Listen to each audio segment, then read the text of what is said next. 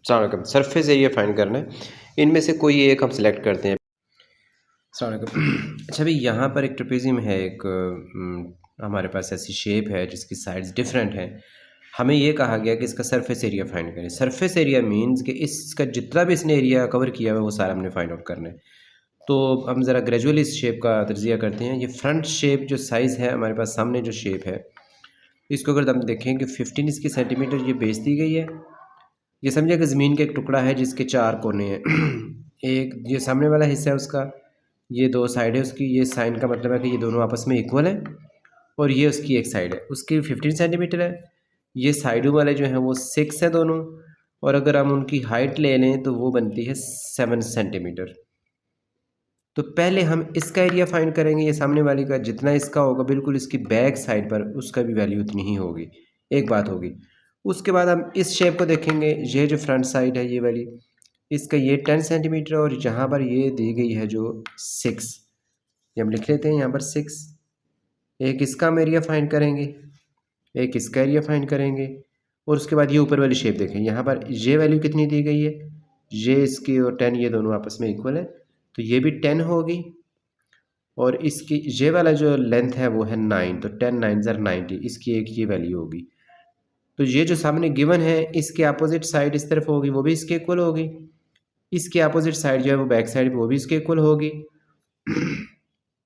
उसके बाद सबसे निचला हिस्सा बन जाएगा जिस जगह पर ये ज़मीन पर ये पड़ा हुआ है, उसकी ये 10 होगी एक विड्थ, और ये 15 हो गया। तो 10 को हम 15 से मल्टीप्लाई करेंगे तो ये भी हमारे पास एक एरिया आ जाएगा। चलिए हम इसे हल करते हैं और उसके बाद इसको आगे देखते हैं, मैं आपको समझाने की कोशिश इसको। तो हमने इसके नाम रख लिए हैं। ये जो पहली साइड है, ये वाला सरफेस एरिया है जो सामने वाला है, इसका एरिया का नाम हमने 1 रख लिया। इसकी देखें लेंथ कितनी है 15, और इसकी इन दोनों की एवरेज जो निकाली गई है वो 7 हमने हाइट से मल्टीप्लाई करना होता है। 15 को 7 से मल्टीप्लाई किया तो 105 आ गया। जी आ गया, एरिया 1 लिखा गया ताकि ये दोनों में फ़र्क पता चल जाए। उसके बाद हम इधर 2 लिखा है, इसका एरिया देखते हैं कितना होगा।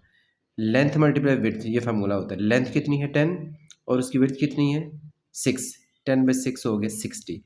उसके बाद हम इस ऊपर वाले एरिया पे आ जाते हैं। यहाँ पर देखते हैं लेंथ इसकी 10 है और ये विड्थ है 9, और 10 9 ज़र 90 हो गया। अब 2 एंड 2 ये दोनों शेप्स बराबर है, तो ये जो 2 है इसको आपने एंड वाले आंसर को 2 से मल्टीप्लाई करना है। 1 क्योंकि ये वाली और इसके बैक साइड वाली शेप दोनों इक्वल हैं, तो ये 105 भी 2 टाइम्स हो जाएगा, यानी 210 हो जाएगा। ये ऊपर वाला जो एरिया है ये कम है, इसकी और कोई बराबर नहीं है। उसके जो निचला एरिया है वो देखते हैं कितना निचला है। 10 मल्टीप्लाई बाई 15, 10 मल्टीप्लाई 15 150। तो टोटल एरिया अगर हम देखें इसका कितना आया था फ्रंट का 105, 2 से मल्टीप्लाई करें तो आ जाएगा 210, प्लस ये कितना आया था 10 से 6 से 60, तो ये वाला भी 60 होगा, तो इसमें ऐड कर लेंगे। ये ऊपर वाला कितना है प्लस 10 9 ज़र ये 90, ये अकेला ही है, और ये सबसे नीचे वाला भी अलग है, इस ये कितना है 150। तो इन सब का हमने सम ले लेना है, ऐड करना है इनको। 2 10 90 300 400 एंड नियरली 510 हो सकता है, कैलकुलेशन में कहीं कुछ गड़बड़ हुई हो।